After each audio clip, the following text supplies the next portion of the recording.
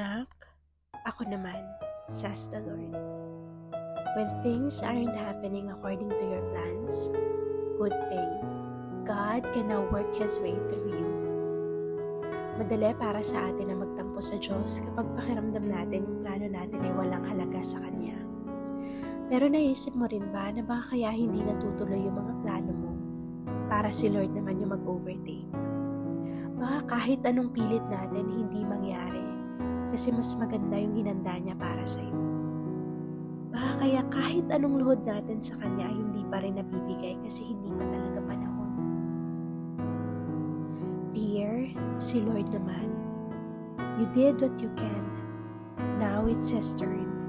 Siya ang bahala. Sagot ka niya palagi. Plan A to Z may fail, but not God's will for you. Si Lord naman, siya naman this time. And give Him back the pen and allow Him to rewrite your stories.